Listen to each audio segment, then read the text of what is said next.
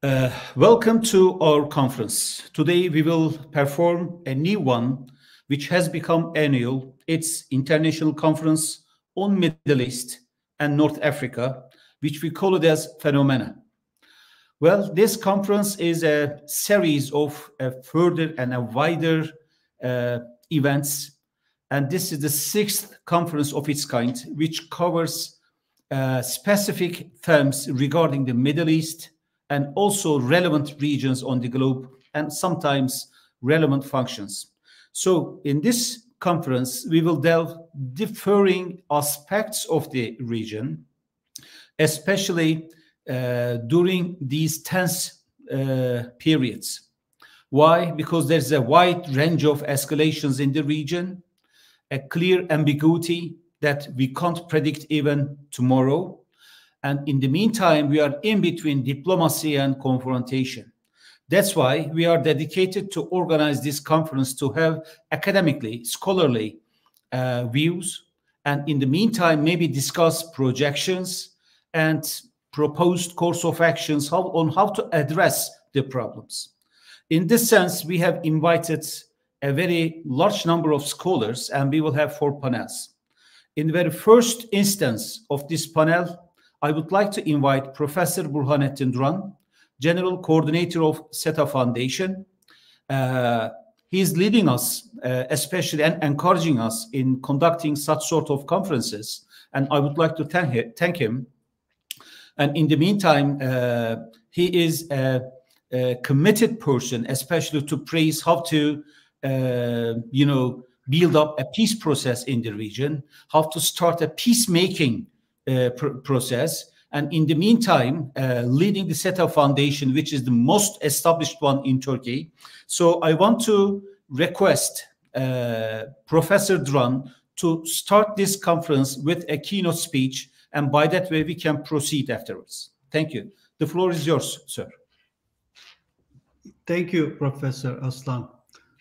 Dear speakers and distinguished guests, we are here to perform the International Conference on Security with the participation of our partners. The emphasis of this year is the Middle East and North Africa. I believe this conference is a success story because this is the 6th one of its kind. And we have scale attendance of distinguished scholars and think tank world in this conference. And then we can conclude that this conference has become a tradition. I hope the conference board will continue to perform this activity in the future as well. And maybe this conference may be in phase activity, most probably starting next year. We should do our best to realize this goal. The conference has coincided with another wave of conflict in the region after the October 7th. The Gaza conflict showed us that what could happen if procreated and unresolved conflicts could not be resolved in the region. Well, I was visiting Israel just before this October events, and there was no sign of any problem at that time. And people were talking about normalization between Turkey and Israel, normalization between Israel and Arab countries. But now we are just trying to anticipate what could happen after the Gaza incident ended. And we know, all of us, that there will be a new Middle East. But what kind of Middle East? We are very tired of actually talking about new Middle Easts. So this case shows us that the root causes of many disputes are not only about the escalations observed, but also about the social, cultural, historical dimensions that are very related to the region and the related countries.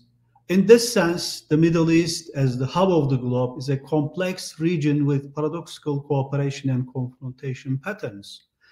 Let me put forward some recent cases as proof of such a complex situation. The Middle East is again on the top of the world agenda. Israel's massacres in Gaza and low-intensity conflict with Hezbollah at the Lebanese border remain underway. Meanwhile, in the Red Sea, the United States and Britain bombed Yemeni's Houthis to ensure marine navigation. Washington also relisted the Houthis as a global terrorist group. During that time, again, Iran attacked Syria, Iraq, and Pakistan with ballistic missiles, provided that the country had used proxy forces in previous attacks. But this time, there is a direct involvement of the Revolutionary Guards, and this is noteworthy. Observers argue that Tehran deemed reaction by proxy insufficient, a sign, they say, that the country's infamous strategic patience is running out. The Iranian government and its supporters, in turn, claim that their target in Israel was linked to Mossad and their assault on Pakistan was intended to crack down on Israeli-funded terrorist entity. Iran also said that it targeted an armed affiliate of Daesh in Syria. Nevertheless, Pakistan retaliated against the Iranian attack by carrying out a series of surgical strikes against separatist terrorists in Iran's Sistan and Balochistan province. At that time, Jordan was bombing the Syrian province of Sueda, the Syrian regime's production of illicit drugs, because it's a source of concern for Amman. During again that time, Assad's regime's continuous attack to Idlib pointed out the fragility in Syria, whilst Israel bombed the outskirts of Damascus. Taking into consideration Turkey's week-long attacks against PKK-YPG operatives in Iraq and Syria, one cannot help but wonder where the region is heading. So all of us should focus on where the Middle East, where the MENA is heading. Well, personally, what can I conclude from the events of only 1 week is very clear. The great powers are short of completely removing risks due to asymmetric challenges, while the high-tech response of non-state actors shakes the security needs of the public, states, or economic activities. In this scope, the naval traffic route is shifting from the Suez Canal to the Cape of Good Hope. For sure, this escalation will mobilize the competing powers in a way to coordinate their efforts. After the Gaza and Houthi challenge, there is a lesson learned. The Middle East geographically, economically, socially, and militarily will continue to be the area of interest for all of us. The recurring trends of irregular immigration, democracy deficits, rentier state types, or depriving societies are still persistent in the region. Nevertheless, the change continues. Well, maybe some of us may think that the Arab Spring is over, but still we can argue that the Arab Spring, which reflects a route of transformation, is still ongoing with probable upheavals in the upcoming decade, as far as the people of the region is not satisfied. So the future of the Middle East is not clear yet. We should put our energy in anticipating this region. Also, this shows that Middle East is not a region that global powers just can withdraw. There will be much more issues that to be dealt with in their own foreign policies. The other region that's a theme in this conference is North Africa. Africa is actually a rising continent, more dynamic if compared to the Middle East. But again, there are some conflictual issues, and I'm not sure whether we have enough information about the African social structures, political disputes, or other issues. The Sahel region has witnessed the Cold War sort of coup d'etats last year. This is an example that there is such a dynamic and uncertain continent. The very north of Africa is a mixture of cultures with African, Arab, and Amazigh backgrounds. Hence, we have to understand the problems and the potentials of North Africa. As a result, this conference is promising to put forward a comprehensive frame of the MENA region. Well, I will not talk so much that, I wonder whether our experts will tell us about the future of the region. So I'm concluding my speech by thanking all partnering organizations and the organizing committee. In this sense, I appreciate the efforts of SETA Foreign Policy Department, mainly Associate Professor Murat Aslan and faculty member of Hasan Kalyoncu University.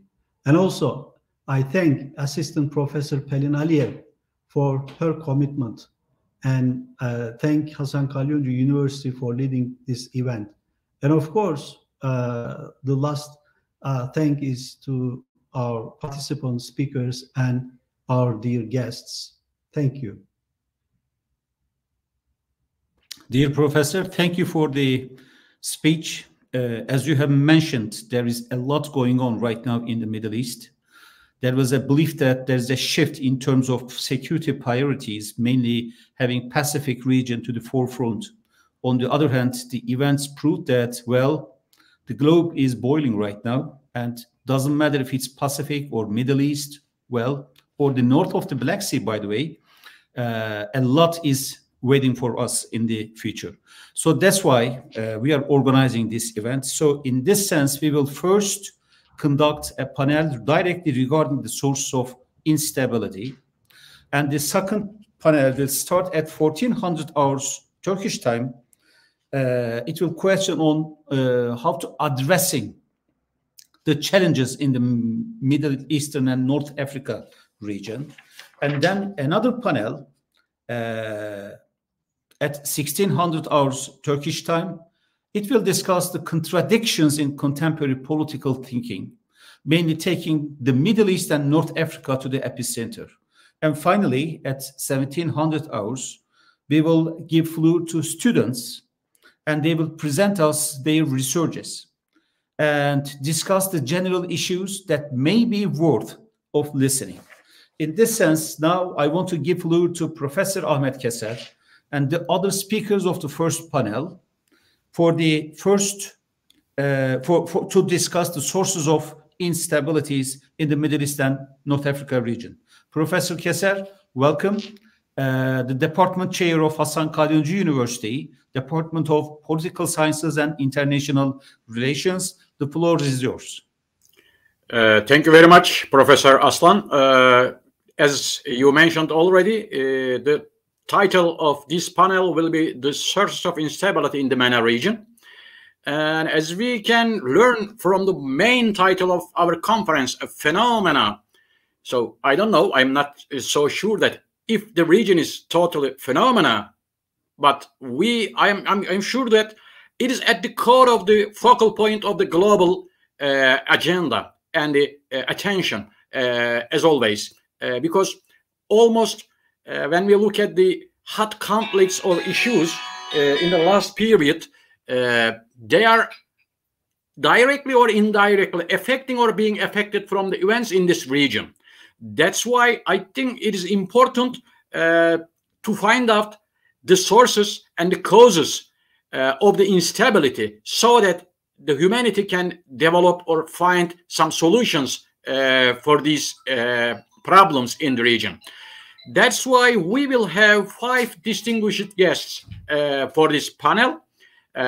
First will be Professor Hind Kabawat from George Mason University, United States. So welcome, Professor Kabawat. And we are eager to hear your conference. And I hand over the screen to you. Welcome again.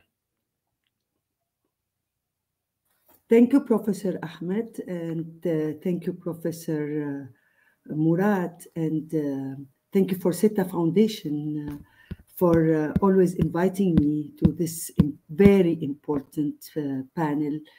And thank you also for the University of Hasan Kalyoncu for all this great work they're doing. It's always a pleasure to be among colleagues and friends.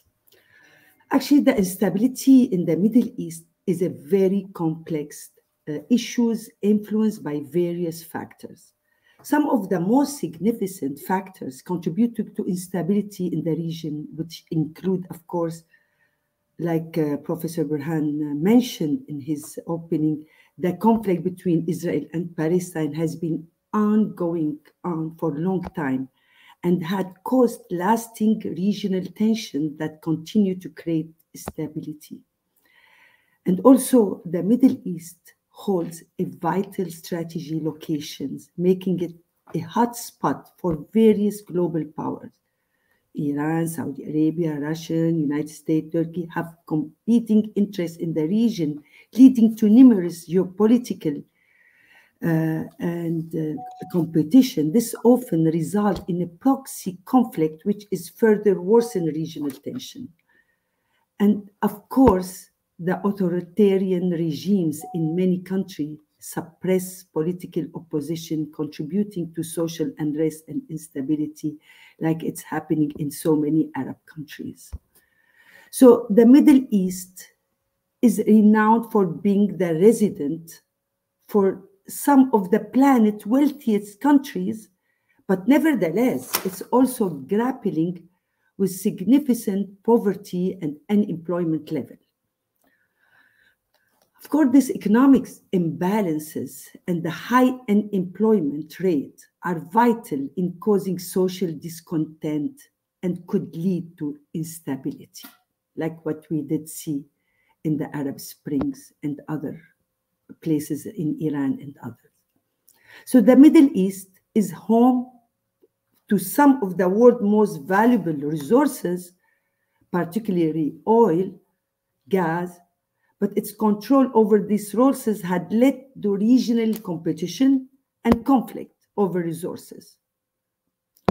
Historically, we can think also, and contemporary foreign intervention have significantly impacted the dynamics of the Middle East.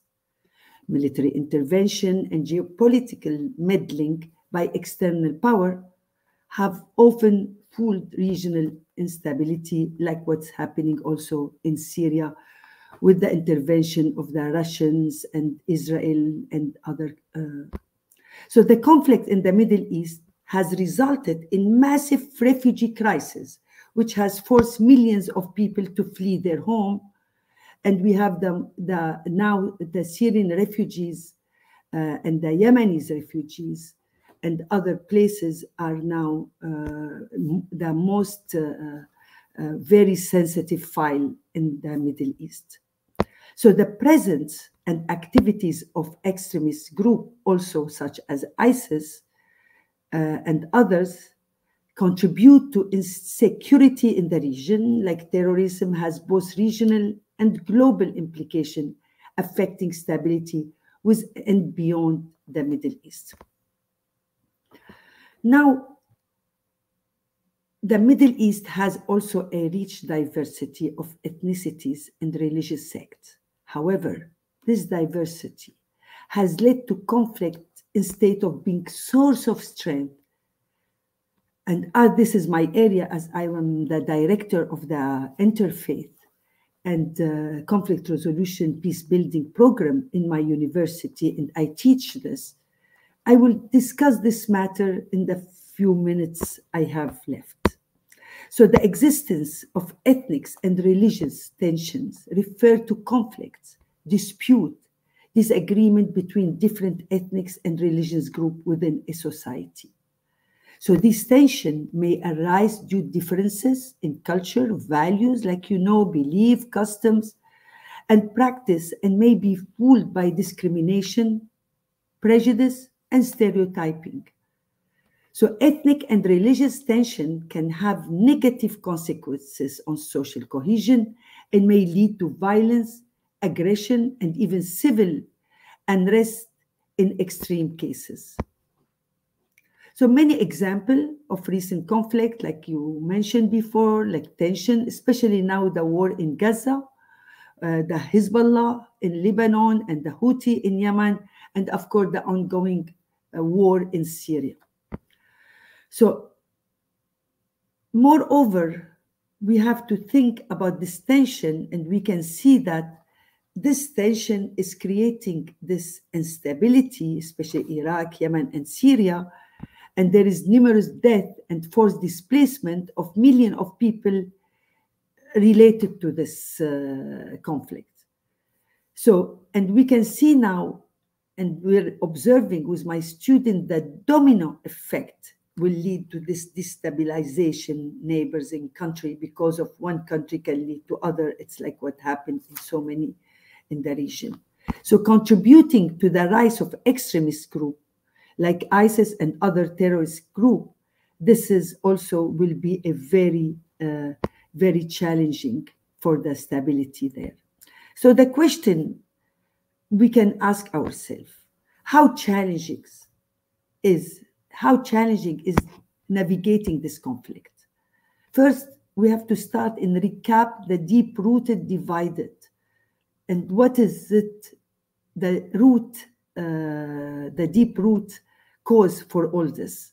Why all this is, we do it also in our research, why there is all this conflict between Sunni, Shia, Christian, and Jews in the Middle East. And we need to acknowledge the challenges in navigating the region complex dynamics, and also to call for increased understanding and respect among different groups in Middle East to promote peace and stability to navigate. So when dealing with complex problem, it's essential to consider all relevant factors and stakeholders. A comprehensive approach can significantly lead to best possible outcome when a narrow or simplistic approach will not cut it.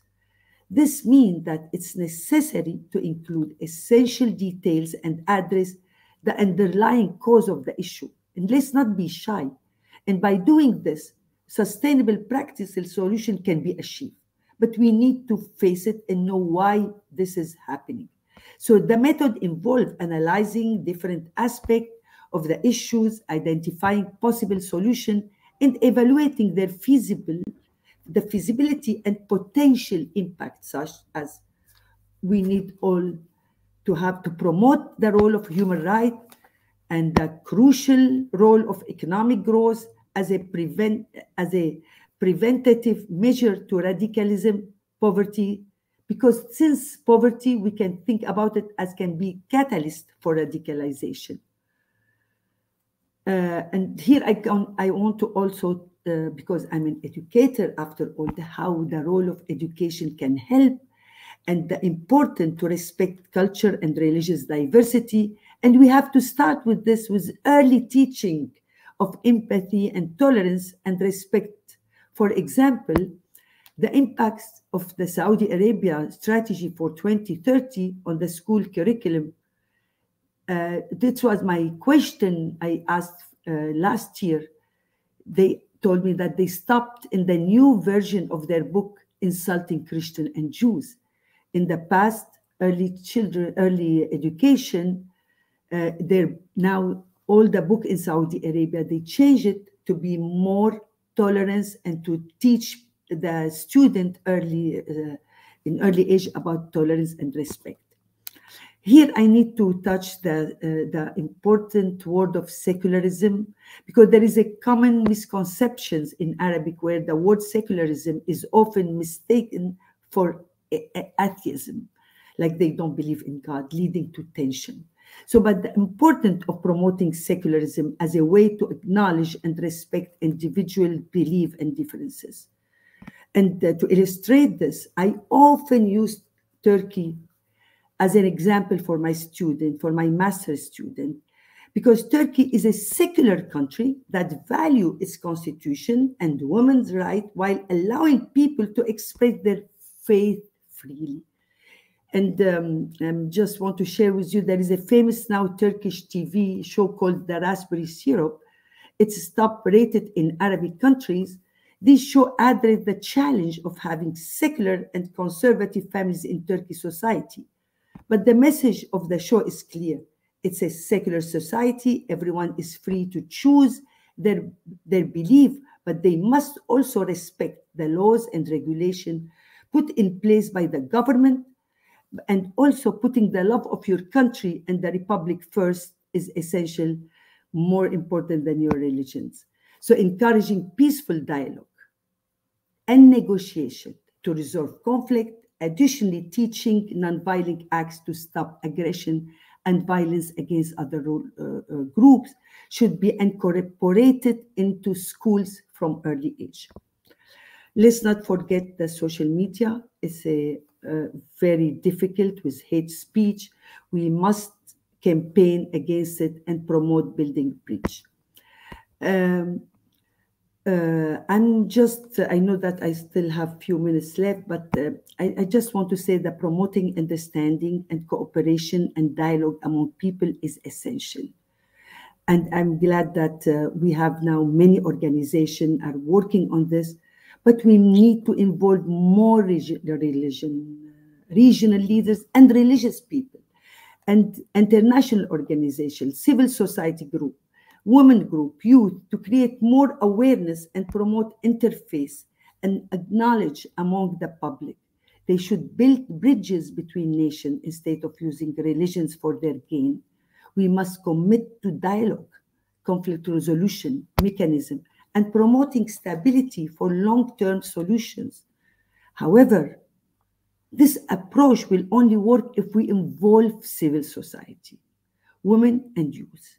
And I recall the word of Pope Francis in his famous speech, "Let us build bridges, not walk." No, walls can divide us, bridges can put us together. And the only way we can have stability if we can have more dialogue among nations, among people to people. And we need to focus on public diplomacy, which is very important in the Middle East. Public diplomacy is university to talk together, academic think tank, and civil society. So yes, it is complicated in our region, but giving civil society, academy, more space is a key to brighter future. Thank you so much. Thank you very much, Professor Hind Kabawat. So as you mentioned, the highlights which I understood from your presentation. So the conflict in the Middle East and this region resulted with massive refugee crisis, one of the most challenging global problems currently. The second, the vacuum emerging in the region caused a suitable environment for terrorist organizations as well. And this also resulted with some ethnic and or religious or sectarian unrest in some regions. Not only this is affecting the internal security of the countries in the region, but it has global impacts as well, because these cause extremist groups to find safe havens in the region to activate their potential. And also here you mentioned the importance, the significance of analyzing different aspects of different groups and the feasibility of cruciality of feasibility analysis regarding all the parties and ideas in the region. So you mentioned the significance of secularism. That's why, because promoting secularism as an understanding of the method which will create a respect to various ideas and beliefs between the people and different layers of the public as well. Last but not least, the dialogue among people will promote at least awareness in every layer of the public. And that's why instead of propaganda type, gray or black knowledge or wrong information, relying on public diplomacy, which will be based on correct information directly, will develop the strategic communication at least between the states and the public, among the states themselves, and also between all the publics. This may provide at least a useful environment for finding solutions in the region easier. So thank you very much, Professor Kabawat. And in the discussion part, I think we can discuss more about these issues. Now I will invite Professor Magdalena Kumelska Konieczka from University of Warmia and Mazuri in Austin, Poland, which is also a very close region to a hot conflict area with Russian-Ukraine war afterwards in the east of Europe. And so the screen is yours, Professor. Indeed. Thank you, Professor Ahmed. Good morning, ladies and gentlemen. In Poland is 9:32 a.m., so it's still the morning. I would like to thank Professor Aslan for having me today. Dear honorable guest, I will briefly present remarks on the topic I want to share with you, which is connected with special American-Israeli relations and its impact on the Middle East region. Those special relations, known as I said, as strategic special relations, have been developing since the late 40s last century, and they last till present day. According to American strategists, ensuring Israel's securities is to guarantee the security of the Middle East region, and also it protects American interests, including ensuring the interrupted flow of energy resources and fighting with asymmetric threats such as international terrorism, the spread of weapon of massive destruction, and fighting against a regime of rough states. The attack of Hamas on Israel on October 7, 2023, and the subsequent massive IDF military campaign in the Gaza Strip, as well as the accompanying regional repercussion, call into question the effectiveness of the US Middle East strategy. It can be therefore said that the US and Israel Special Alliance do not contribute to the stabilization of the regional security, and it also poses a threat to Middle East American interests. Israel's recognition of the collective responsibility of the Palestinians for the act of terror committed by Hamas is a violation of international humanitarian law. Since the beginning of the war in the Gaza Strip, over 24,000 of people have died, including 9,000 of children. 70,000 of buildings were destroyed, including internationally protected schools, hospitals, mosques, and churches. 1.9 million of people have been forced to leave their homes, and 2.2 million of people are in the risk of hunger. The scale of Israel's military operation in the Gaza Strip and the intensification of Israeli settlers' violence against Palestinians in the West Bank contribute to the escalation of tensions between Israel and its antagonists. It also radicalizes the activity of the non-state actors.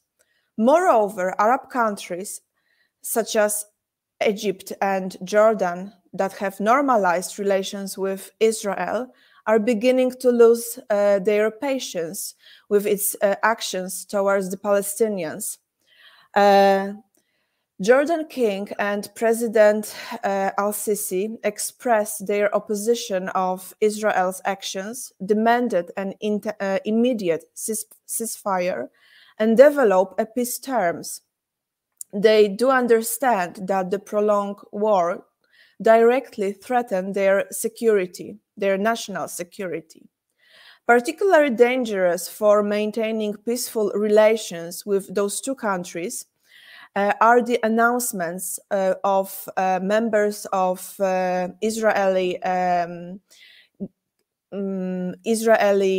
government, including Mr. Gvir and Mr. Smotrich, about the relocation of Palestinians to the neighboring countries.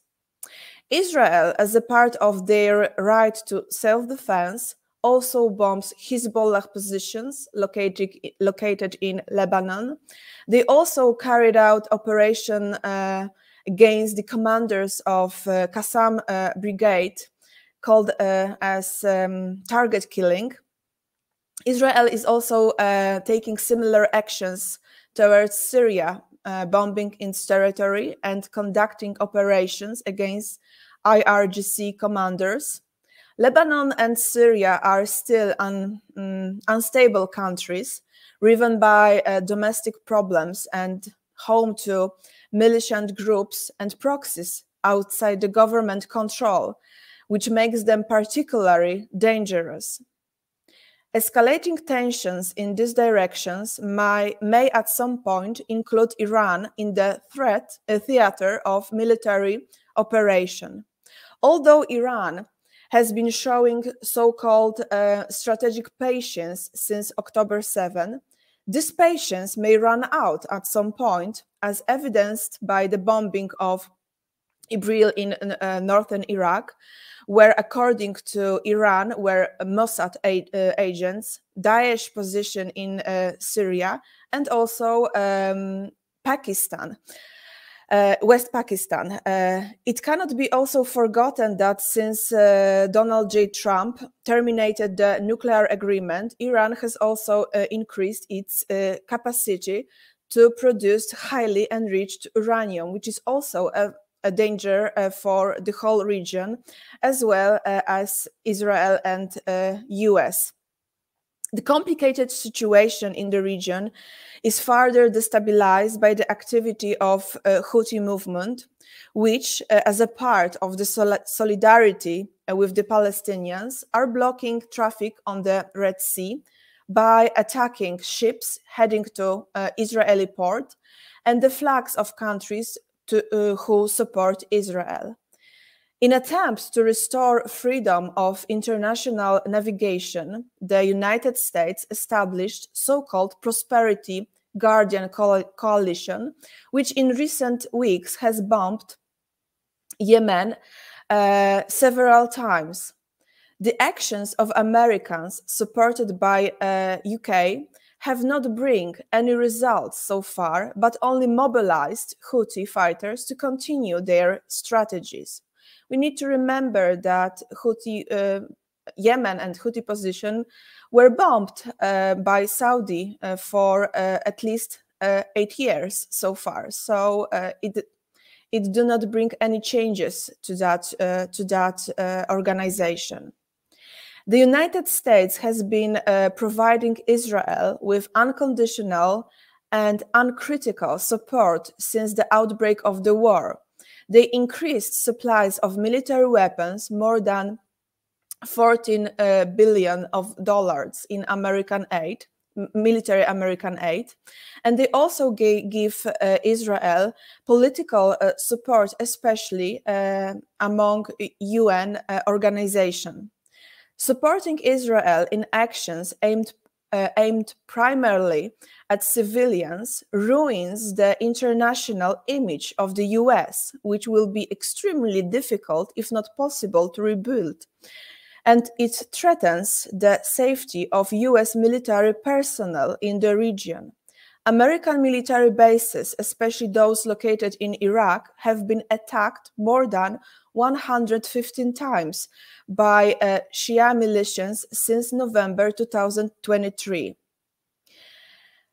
United States must reorient its approach to Israel. They should also rebuild their overall Middle East strategy. First of all, they must lead to permanent ceasefire and find a political solution for Palestinian people. The prolonged war in Gaza is a threat to the interest of all parties involved, but above all, it is a moral bankruptcy of the international community. Thank you.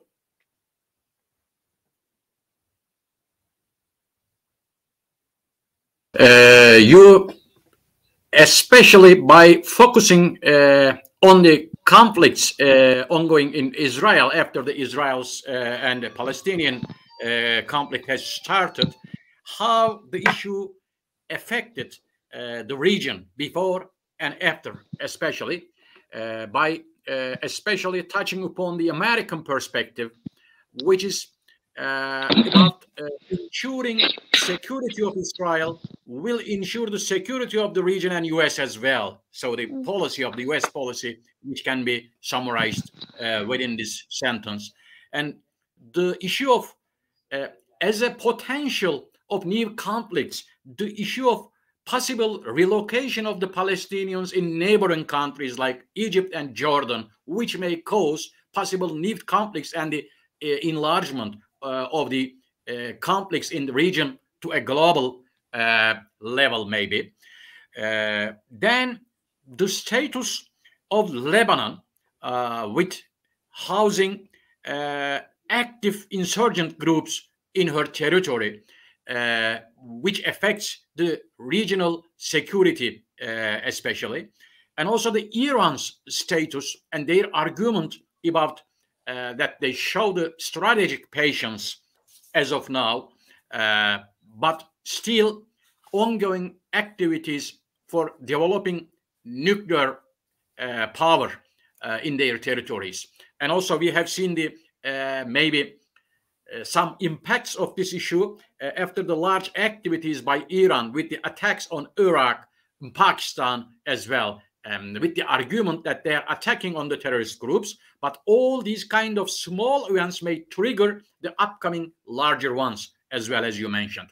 So the activities of US against these within the Guardian coalition with the argument that to secure the freedom of the navigation in the region, but this does not prevent the activities of the Houthis as well. Instead, maybe they empower themselves in the opposite direction. So thank you very much, Professor, for this. And we can discuss after we have all the presentations also about the issues, all significant starting from Israel, which will have an impact, a global impact on the region as well. So now I want to hand over Ms. Amina Khan from Center for Afghanistan, Middle East and Africa at the Institute of Strategic Studies. The floor, the screen is yours. Thank you so much, Professor Ahmed. My apologies. I am actually traveling at the moment, and it's difficult for me to have my camera on. So you're going to have to just, unfortunately, deal with the black space and hear me out. Being, I believe, the last speaker is easy and it's challenging because, unfortunately, I am going to be repeating a lot.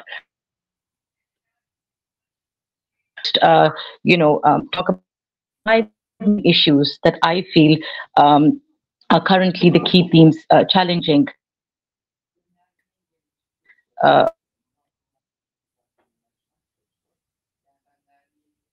what we're seeing in the Middle East. Let me just, we have in the Middle Eastern region, but I think now dynamics have changed, where now we have more players and new actors taking center stage. Now this could be a double-edged sword because we have seen a unipolar approach, but now we are seeing the Chinese entering the realm of affairs in the Middle East, which initially we thought would not be political, but after we saw the whole Iran-Saudi Arabia rapprochement, we have seen that now it has become political as well as economic. Now, this, as I said, is a double-edged sword because it leads to diversification. It has challenged the, I don't know if the right word is monopoly, that the Americans have been having in the larger Middle East. But this shows that there is a greater willingness within the Middle East to move towards diversification, particularly when it comes to their foreign policies. I am time and again stressing on the fact that it's a double-edged sword because, as I said, diversification usually is a positive change, but of course it could lead to even more great power competition with both sides pressing on certain key issues. So I think these are major factors that one has to keep in mind. Also, we have seen leading to this regional alliances. The bilateral approach within the region has seen somewhat of a compartmentalization, where you have seen the bilateral approach taking precedence over, say, a collective approach within the Middle East. If you see now, through alliances like the I2U2, clearly certain countries have taken certain directions and they will continue to take those directions. And again, this leads to greater power competition.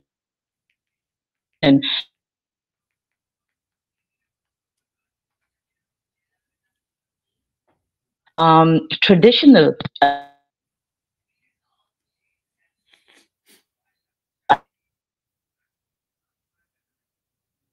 a tilt in Iran's approach more towards, say, Pakistan and Afghanistan, where, its focus has slightly tilted. And again, this leads to even more competition, I would say, because when you have diversification, you would expect there to be these processes to complement each other. But unfortunately, considering the dynamics of the region, I feel that this is going to just lead to even more competition in these alliances. Another factor I think that is important is that with all these changes in dynamics and regional alliances taking place, you are inevitably giving space to transnational terrorist groups to take advantage of the situation and fill the vacuum. Now, we have seen this throughout the Middle East, but I'm going to even extend it, when we're talking about West Asia, to say our part of the world. I trust in Gaza, these do have ramifications on the overall region, particularly in countries like Afghanistan and Pakistan. And I think this is a very, very important factor to keep in mind, because transnational terrorist groups always take advantage of these situations. And we have seen cases in my part of the world where groups are coming up and questioning not only the Muslim stance on such cases, the Arab stance, and then obviously questioning the international community's stance on fundamental and human rights, because we have always seen the West being the torchbearers of such concepts. So these concepts, in short, give space to certain transnational terrorist groups and certain actors to take advantage of the situation.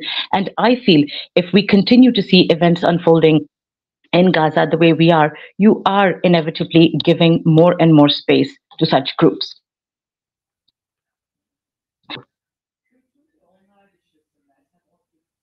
Of what is happening in Gaza. We are definitely seeing what Magdalena alluded to, the widening of the conflict. Forget about, questions of human rights and fundamental humans have really been challenged. And I think the international community and most of the Americans and the Europeans have really put themselves in the corner when it comes to questions of human rights and international law. Now they have given the floor to a number of regional actors to take unilateral actions whenever they want without facing any ramifications, because in what authority will the international community be able to, be the torch bearers of concepts like international order, international law, human rights? These are so important to keep in mind. Moreover, as I was saying, when we are seeing the widening of the conflict, I have to say that, Iran has, without a doubt, shown restraint and, as I said, what Magdalena alluded to as strategic patience, but for how long? And also, it depends on how you see the strategic patience and restraint. The widening of the conflict we also saw between Iran and Pakistan, which of course has been sorted out now. But again, you see events like this then give precedents and to other countries to take unilateral actions without facing any ramifications. And God forbid, if a conflict does erupt, say in different parts of the world, what authority or role does the international community have to question one country's actions against the other? So this really has, added to the complexity of the region by sure. Moreover, as I said, it is going to provide more fodder to groups that have always been, against the West, or have had, complex or restrained views against the West, again, in terms of questioning US hegemony throughout the world. Also, it, I think, has also raised a very important question that I think we have been questioning rather since the days of Iraq and Afghanistan on what is the role of the UN and how effective is the UN and can it actually play a role? And when we see again events happening in Gaza, which I have no qualms in saying equate to genocide. I know there is a division within the larger Middle East on how different Arab countries are viewing this conflict. But when you have a systematic approach where you are out to completely destroy a particular nation, a people, it equates to genocide. And I think, it is time for the international community to step up on this, and not just the international community, moreover, the Arab world. Unfortunately, all we have been hearing is calls for a ceasefire, but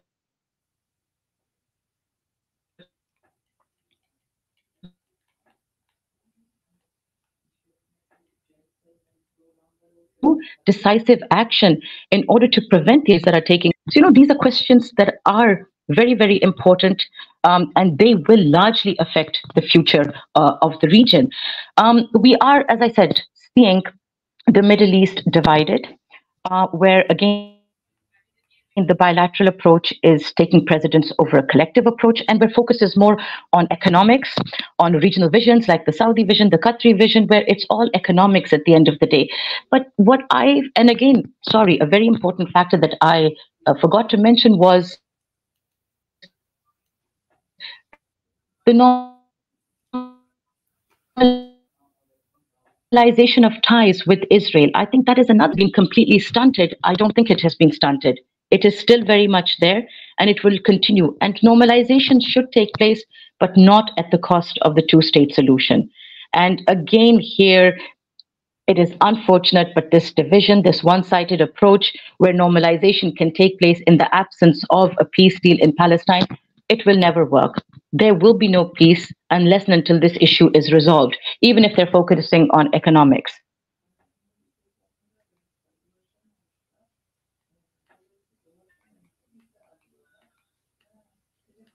So by and large, I don't see, not just for the Middle East, but the greater Middle East, and this obviously extends to my part of the world.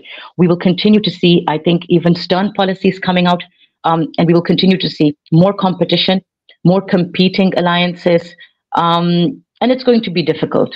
I will end here, for the sake of not repeating the points that have been made before.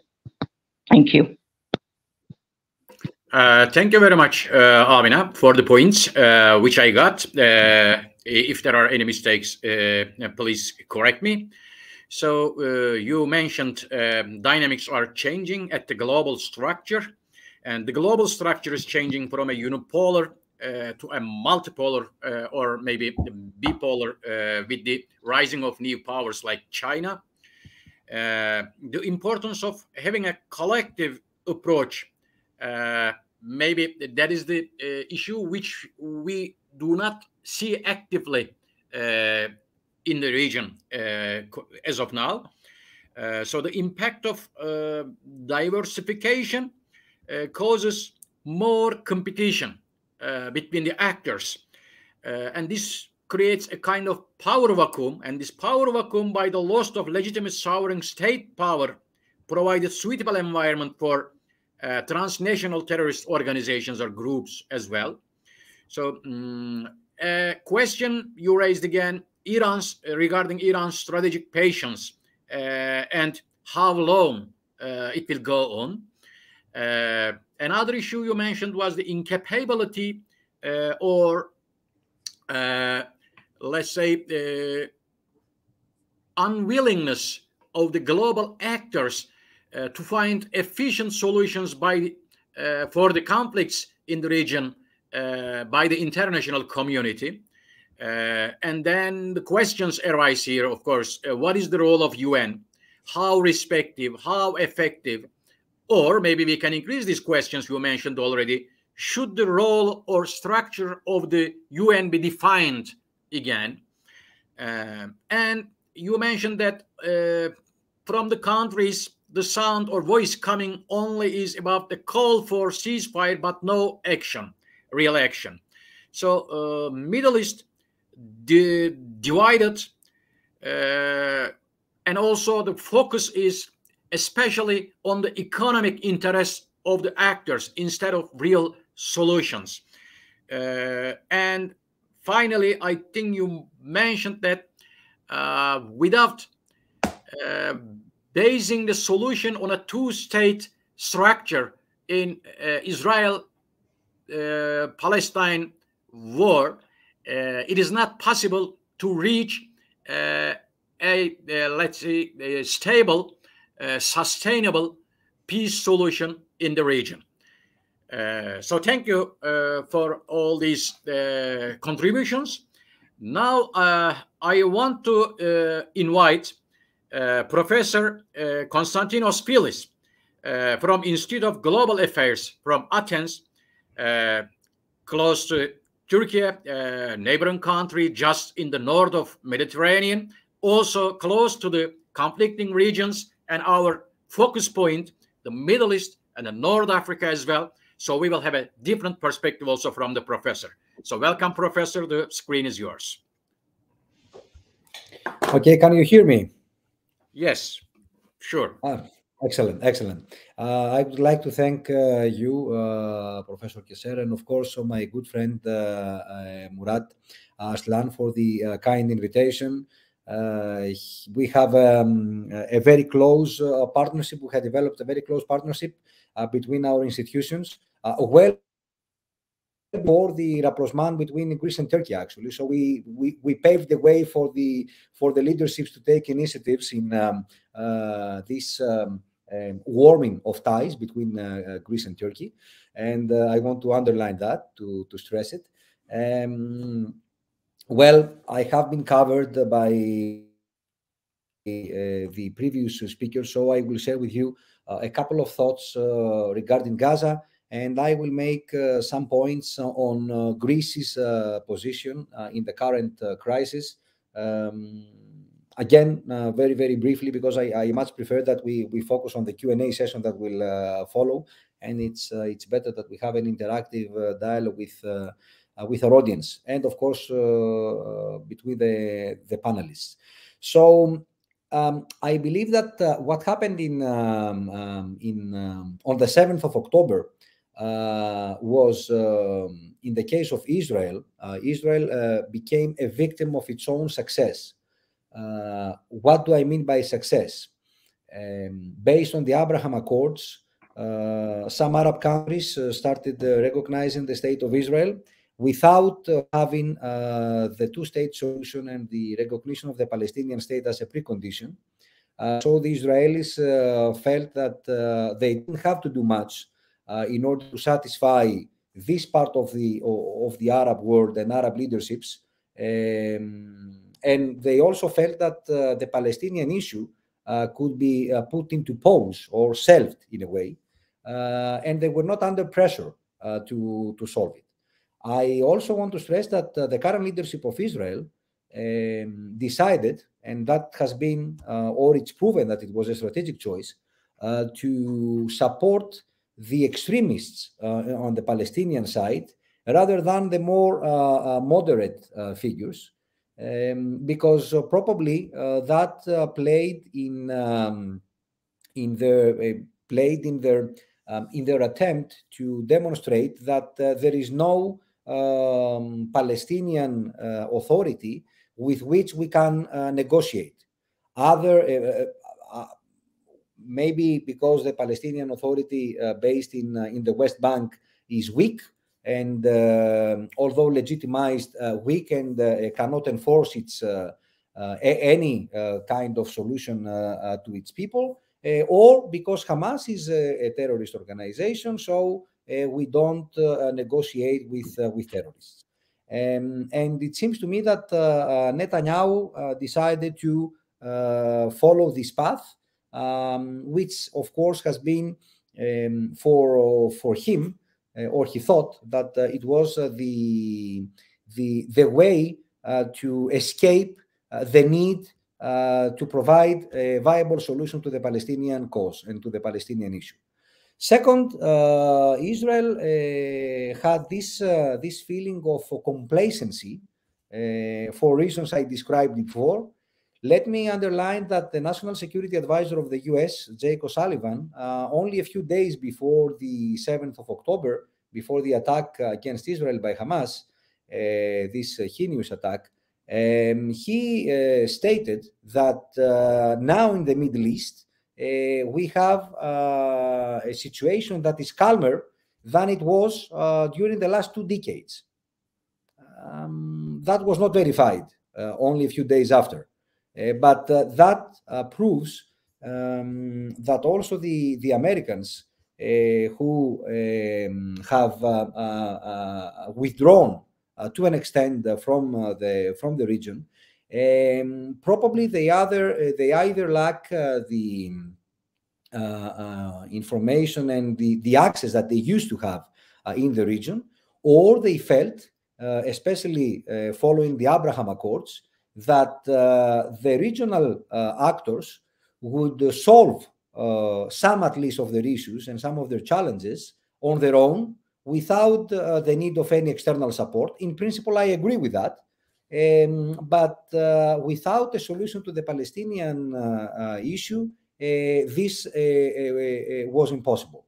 And some circles, both in the US and in Israel, counted in what I said at the beginning, that as Arab states started recognizing the state of Israel, and there was no reason because of that for the Israelis to push further for any kind of solution.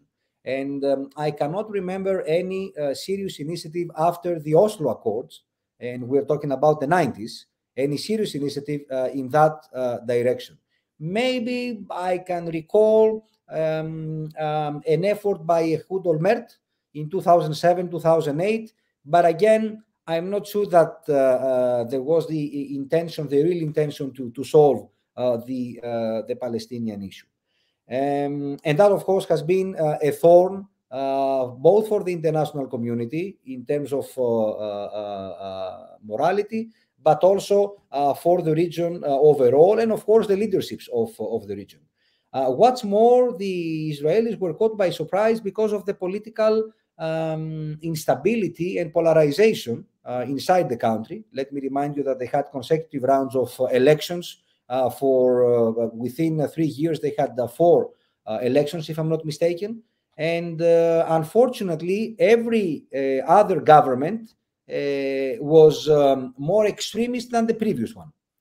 And let us, of course, not forget that there is an issue with the settlements, with the illegal settlements that have further sparked controversy and reaction by the Palestinians. That, of course, is not to, as far as I'm concerned, in any way justify the heinous terrorist attack by Hamas on the 7th of October.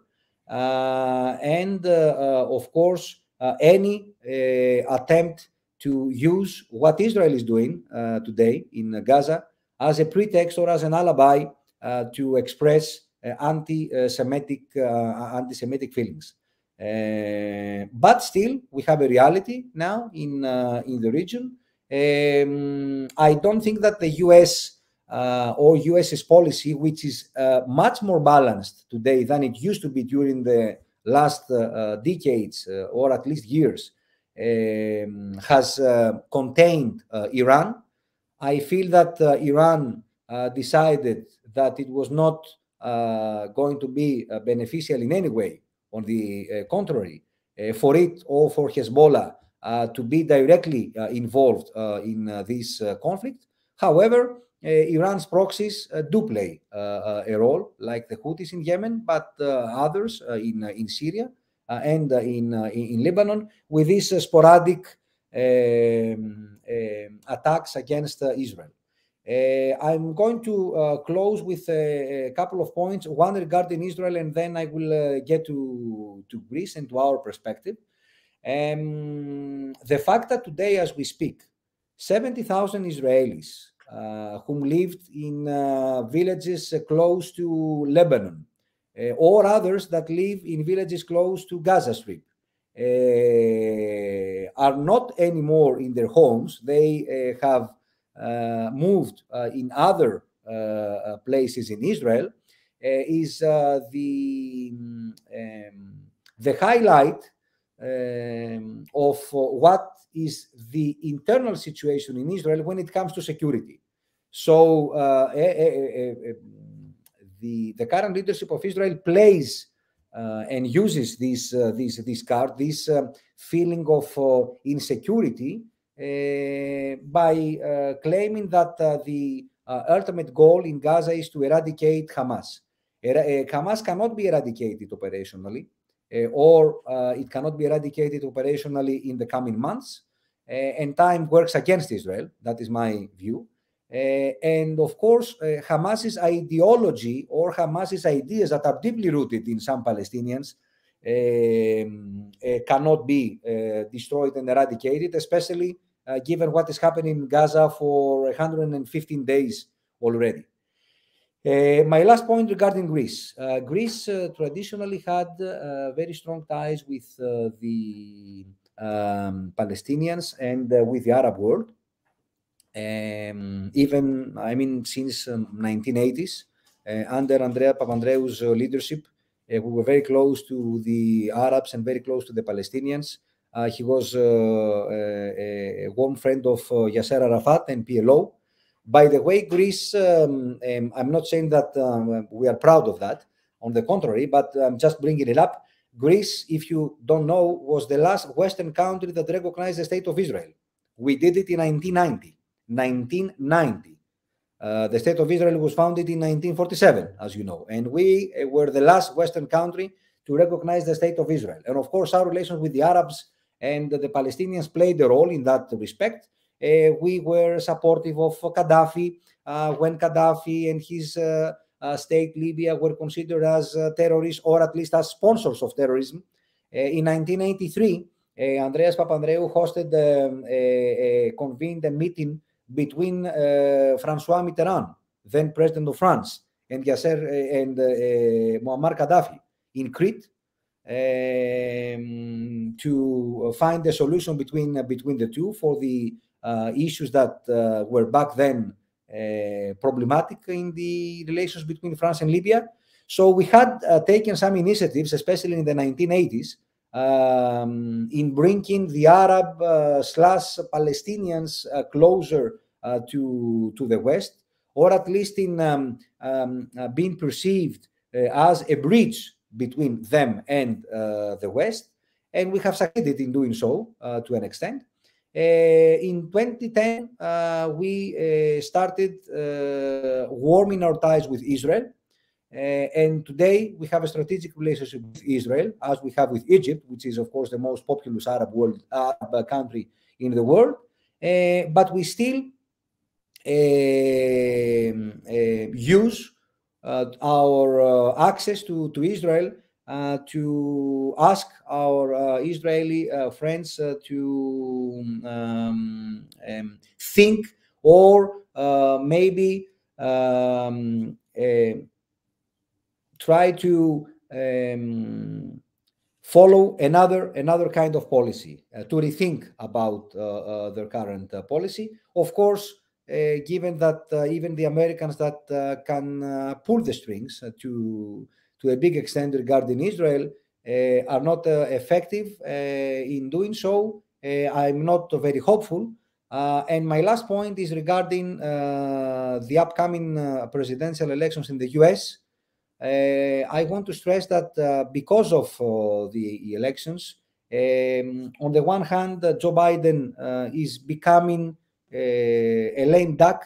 That is a president that cannot really push for decisions and initiatives on behalf of the US. He has to take into consideration that today, as we speak, and the coming days, the coming weeks are really important for fundraising, not only for the president, but also for the upcoming elections in Congress, the House of Representatives as well.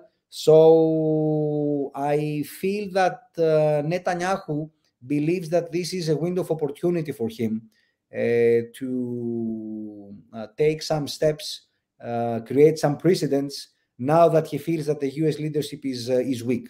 But the same perception is probably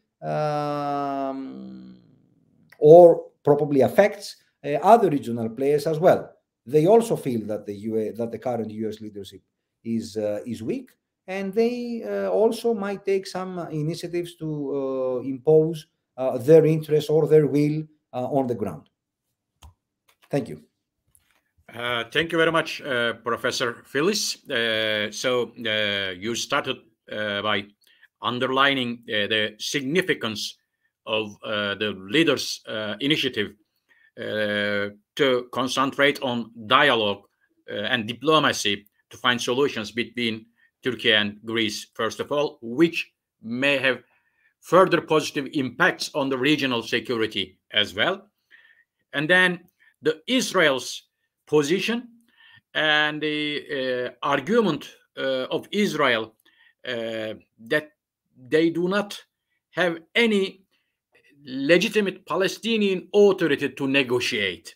So, which creates a kind of vacuum in the other side, that because they do not have any legal authority, so there is no possibility for negotiation, which closes the doors for diplomacy or a ceasefire alternative. Then the second is the American perspective,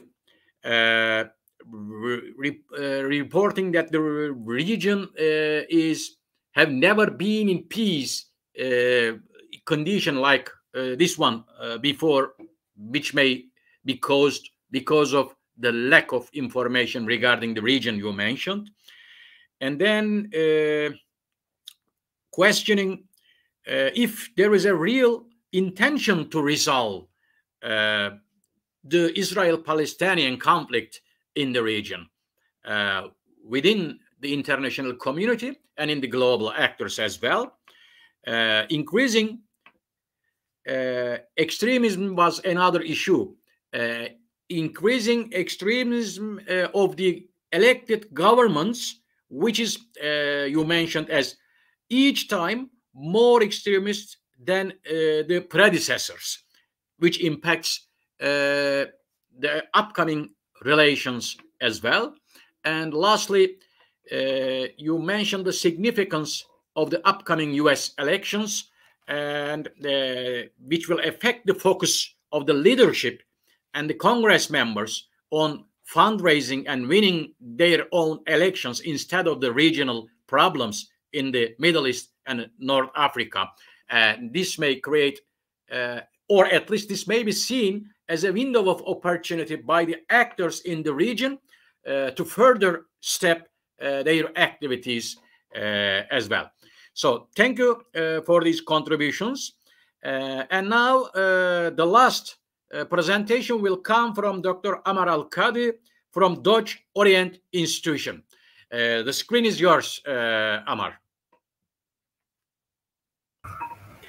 Can you hear me? Yes, we can hear you. Yeah.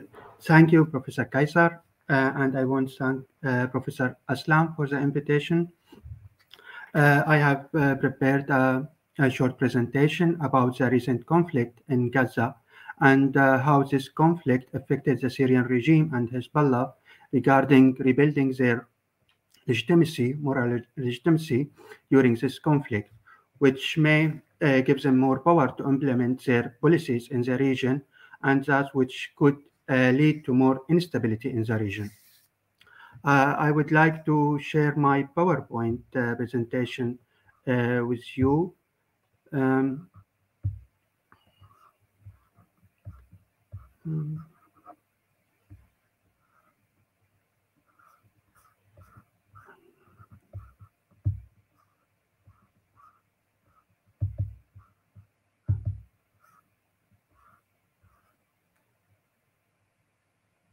Yes, maybe I will start until this presentation, PowerPoint presentation. Can you see it now, maybe? Yes, we can see now. Yes, thank you. Okay, so I will start by talking about the Arab public opinion about the Israeli war in Gaza, which explains the legitimacy which can this conflict give for the Syrian regime. And then I will talk about the Syrian regime and how it lose its legitimacy or part of it during the civil war in Syria, and then about the Syrian regime and its try to rebuild its moral legitimacy during this conflict in Gaza. Then I will talk about Hezbollah and its involvement in the war in Syria and how Hezbollah tries once again to be a resistant movement during this conflict in Gaza. And at the end, I have a short conclusion. Starting with talking about Arab public opinion, the Arab Center for Research and Policy Study conducted a survey covering 16 Arab countries from December 12, 2023 to January 5, 2024, aiming to analyze Arab public opinion trends regarding the Israeli conflict over Gaza. The survey results showed that about 80% of the respondents continuously follow the news related to the Israeli war on Gaza and its development. 67% of respondents supported the military operation carried out by Hamas, considering them legitimate resistance.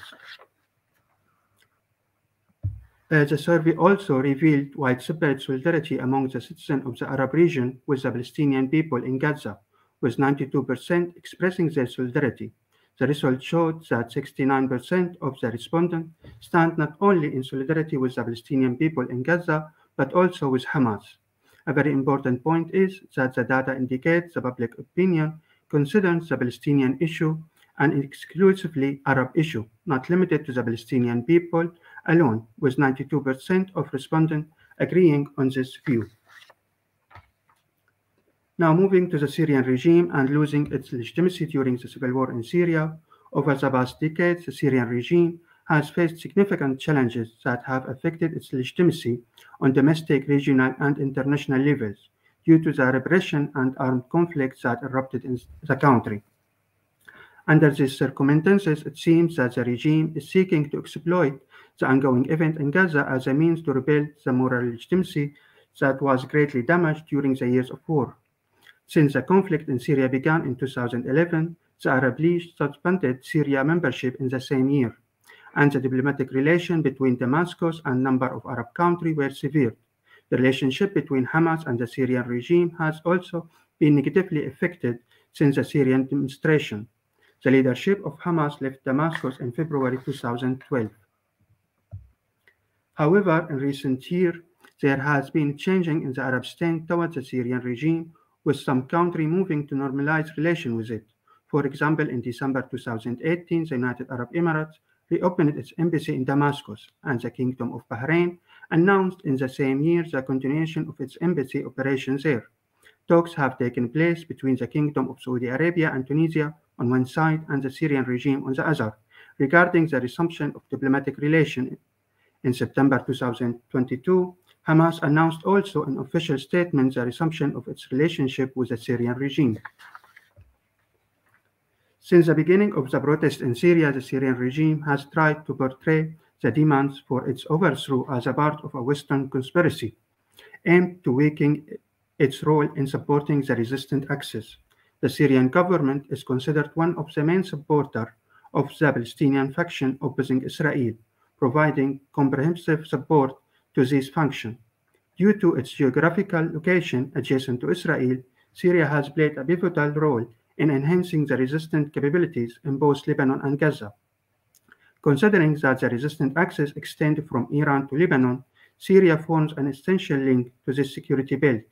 Because of this position, according to the Syrian regime, the war in Syria aimed to weaken the resistance axis. During the years of war in Syria, the transfer of advanced weapons continued through what is known as the land corridor from Iran through Iraq and Syria to Lebanon, demonstrating Iran's determination to arm Hezbollah and the vital role Syria plays in this task. This role especially has contributed to renewing the legitimacy that the regime enjoyed among the Arab people, helping the Arab country which wish to normalize relations with the Syrian regime to continue their effort without fear of popular rejection, given the Arab people's acceptance of the Syrian regime as a supporter of the Palestinian cause and the resistance in Lebanon. The ongoing event in Gaza confirms the Syrian regime's status within a resistance axis. The great popular support and the sympathy with the people of Gaza enhance the support of many for the Syrian regime. considering it part of the resistance. This legitimacy that the regime seeks to regain is necessary for its return to the Arab fold, thanks to the clear Arab popular support. Now moving to Hezbollah, Hezbollah has a very similar situation like the Syrian regime regarding the conflict in Gaza. In May 2013, Hezbollah announced its military participation in the Syrian conflict alongside President Bashar al-Assad. Since then, the party has suffered human losses exceeding 1,000 individuals. And more important, its status as a resistant movement has declined on both the national and Arab levels, as it gradually became involved in a sectarian conflict with the majority in the region. Hezbollah was previously regarded as a resistant movement by a wide segment of Arab due to its participation in several wars against Israel and its emphasis on resisting the occupier as priority. However, it's believed that its intervention in the Syrian war was to enhance the interests of the Iranian axis. The biggest loss faced by Hezbollah is the loss of popular legitimacy as a resistant movement in the Arab and the Islamic world. Amid the recent conflict between Israel and Gaza, Hezbollah sought to exploit the opportunity to regain its political legitimacy by supporting Gaza and Hamas. Through this stance, the party aims to regain popular sympathy in Lebanon and Syria, in addition to restoring support from a large segment of the Arab population that it lost due to its support for the Syrian regime. The party considered itself a popular resistant movement and seeks to expand its mass base. Hezbollah Secretary General Hassan Nasrallah delivered several speeches not only to support Gaza and its people, but also to endorse the military operation on October 7 and support Hamas during the conflict. All this contributed to the party return to its previous status before the Arab Spring as a popular resistant movement, regaining popular support in Lebanon and Syria, which gives it greater legitimacy to influence regional policies. At the end, a short conclusion. The recent conflict in Gaza has contributed to reshaping the political dynamics and power distribution in the region, leading to the formation of new legitimacy. The widespread Arab support for Gaza and the resistance, which is considered almost complete, has paved the way for several parties to regain their political legitimacy. This renewed legitimacy could at least bring the Syrian regime and Hezbollah out of their regional isolation, enabling them to implement their policy with increasing popular support. This new legitimacy is a result for a shift in Arab public opinion, where the ongoing events in Gaza have a direct impact on the general view towards the different parties in the conflict. I hope the idea of the presentation was interesting for you, and I thank you for your attention. Thank you very much, Amar. It was also a very interesting presentation. Here, one of the, I think, interesting parts of the research was that 92% of the participants see the Israeli-Palestinian conflict not as a Palestinian issue, but as an Arab issue overall. The one other is almost 41% of the all participants do not follow the news on the, or they rarely follow, not daily follow, because 59% I think they followed regularly on a daily basis. On the other hand, 41% do not follow or rarely follow, or once in 2-3 days. So this is also interesting. We can say 40% or more people are not related with the ongoing global issues too much. So this is almost half of the people. This also brings us back to which Professor Hind also mentioned, the significance of the public diplomacy. So it means that the global issues on the agenda are not reaching directly to all people. And in the last one, when you conclude also, we can also start the discussion session as well, because you were the last presenter in this panel. You mentioned that after the Israeli-Palestinian conflict, the distribution of the power in the region is also changing. According to your opinion, or according to your research findings, how does this distribution of power changes? May I start asking the first question if our professors or participants do not mind. Yes, what I want to say in this presentation is that Hezbollah, for example, has a very big problem by declining its legitimacy in the region, and was seen in the last 10 years as a Shi'i movement and not more as a resistant movement, which don't give him the power to implement its policies in Syria, in Jordan, in Iraq, or in the Gulf states.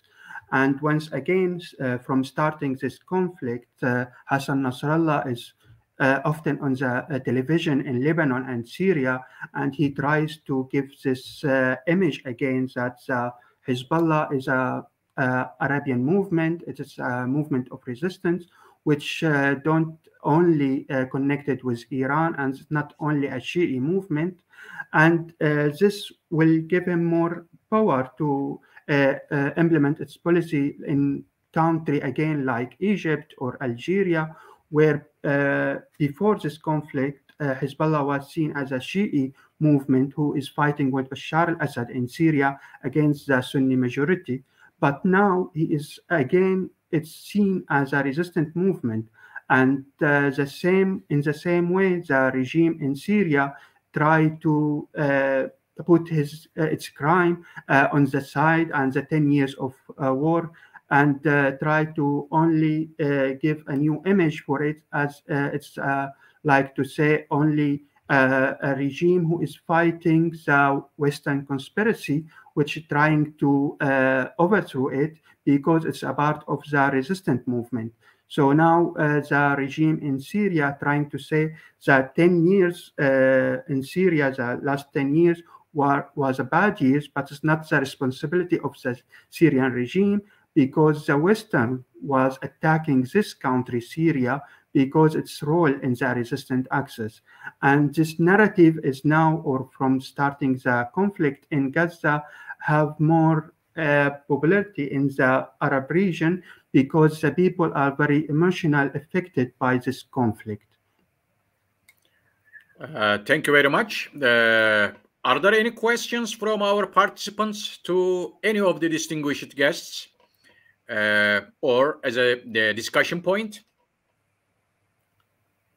Yes, Professor Magdalena?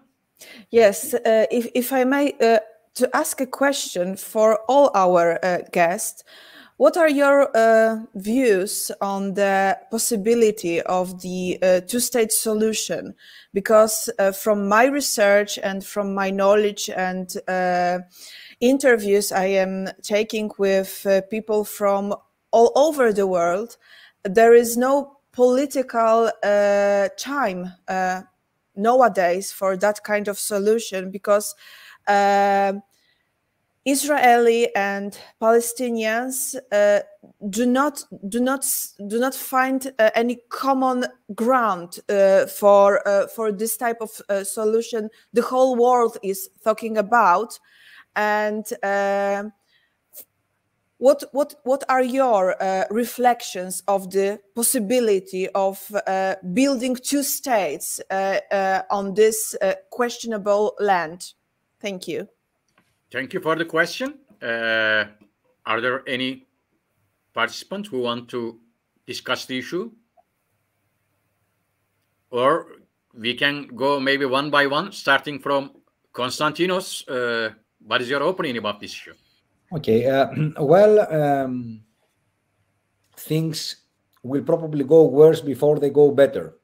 At least this is my hope regarding the last part of my sentence. And maybe I'm very optimistic by admitting that they have to go worse before they go better. But it usually happens. But I agree that today the timing is against any kind of solution that is a two-state solution. However, it is probable that in 2024 we will have elections in Israel, and if that is the case, I don't see how the current leader and the current government will remain in power. Of course, from a sentimental point of view, talking with Israelis on a regular basis, I realized the obvious, that this sense of insecurity has made them have even stronger opinions about this prospect. And of course, we need to find the right person on the Palestinian side who can take charge of negotiations, potential negotiations with Israel. I cannot think of anybody else than Barghouti, who is jailed now. Yes. He's in mid-60s, if I'm not mistaken. So he's not as old and incapable and weak as other leaders currently based in the West Bank. For me, it would have been a positive, unexpected surprise if Israel, for instance, tomorrow freed Barghouti and give him the opportunity to be part of negotiations regarding a two-state solution. But I'm afraid that now, not necessarily the majority of the Israeli society, but the majority of the political elite, they are making other thoughts that are even more extreme than the ones we have already heard.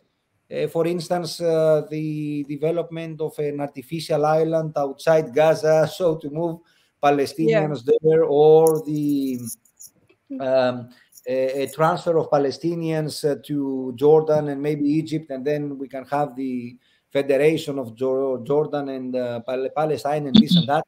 I don't buy, of course, any of these proposals. So that is my take for Thank now. you very much. So here, I think the difficult issue is finding the right political actor or the person who will be accepted by the both parties, both the Palestinian side and both Israelis as well, because it is, I think, the most difficult part of the issue here.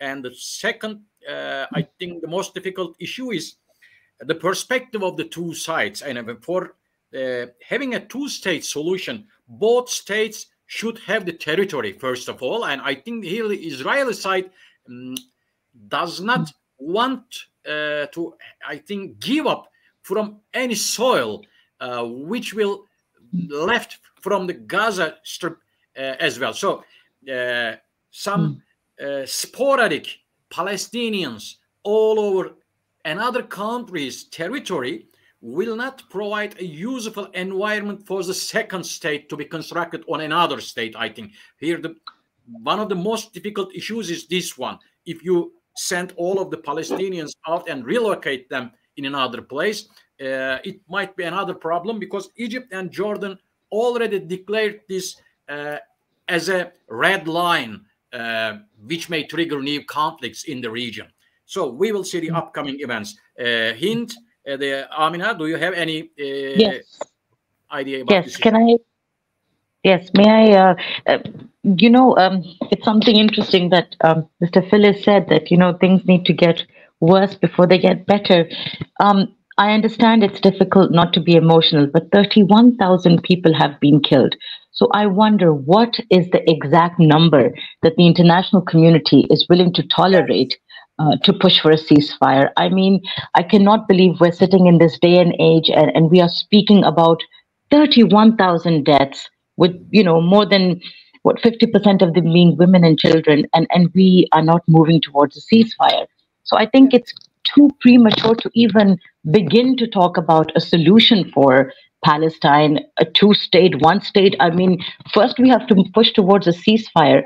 I think a lot will depend on the ICJ's verdict, which I believe is going to be coming about very soon. We are seeing a slight tilt in the international community's approach in terms of what David Cameron has said as well, where now he is even coming to the conclusion that there has to be a sustainable ceasefire.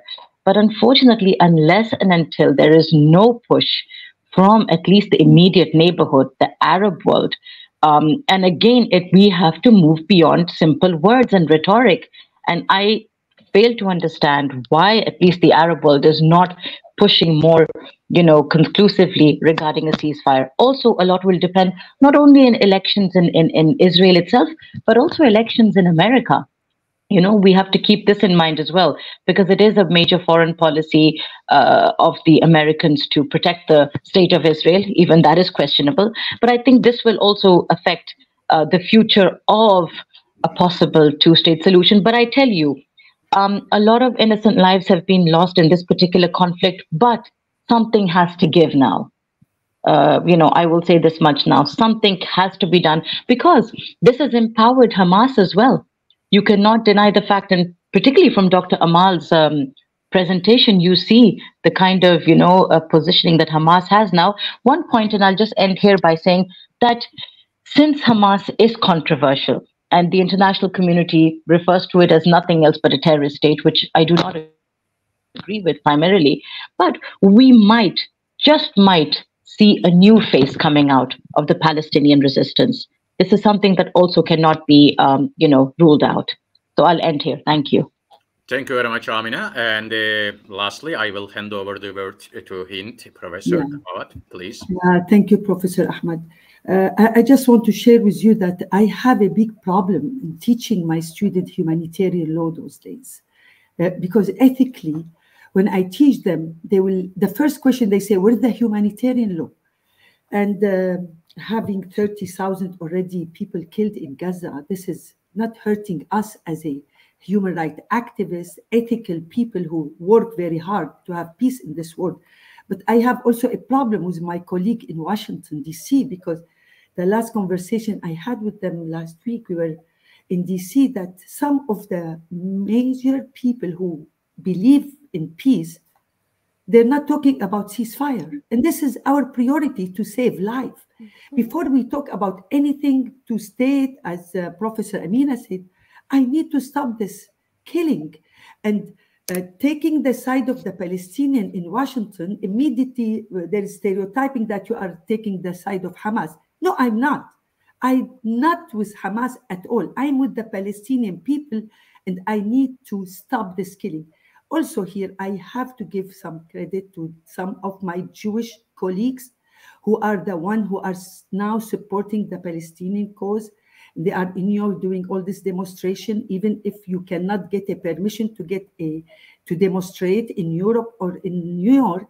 Our Jewish colleagues from many Jewish organizations, they are supporting the Palestinian. This is when we talk about public diplomacy. This is when we have to think about people need to stand and saying to our government and our leader that ceasefire is our priority. And I like what Professor Fels said, that there is nobody to negotiate with. And this is the problem of the powers, because they eliminate all these secular actors, all those young Palestinian leaders. Where are they today? They're not. We can see only Hamas, because they are the one they got all the support in the past. So we need to focus on those young Palestinian leaders, and they can negotiate. And we need to also priority one today. Remember, Hamas and Hezbollah. If today you're saying that you want you're talking about Palestinian people and you want to criticize Hezbollah and Hamas, immediately they will saying that it's not the time for you to criticize them. No, it is the time to criticize Hamas and criticize Hezbollah, because Hezbollah is the cause of killing of many Syrian civilians. They're celebrating the killing of the Syrian people before, and now they are taking advantage, saying that, yeah, we are taking the side of the Palestinian, and they're not. So we need to think, number one priority, please, ceasefire is our priority. Thank you. Thank you very much for all of our participants. I learned a lot from this session, especially, but also the presentations and these discussions triggered that we have still a vacuum regarding, for example, finding legitimate political actors who might be effective in the region for the solutions as well. We need an understanding regarding the respect for diversity and diversified cultures and ideas in the region as well.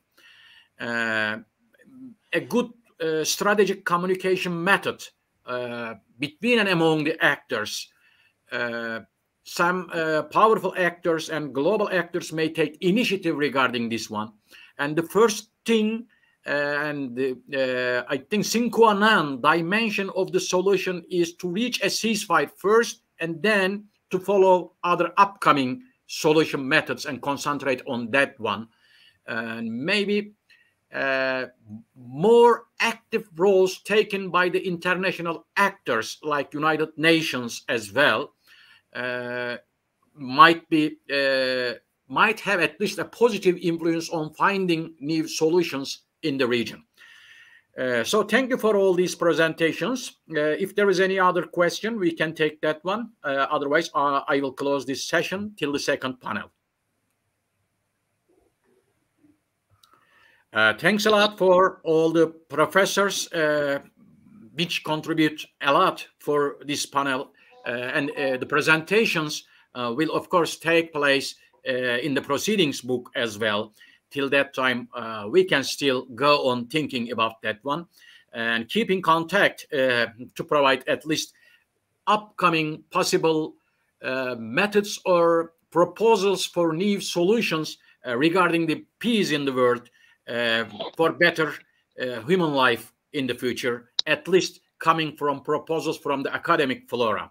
Thank you for all for the participation, and best regards. Thank you.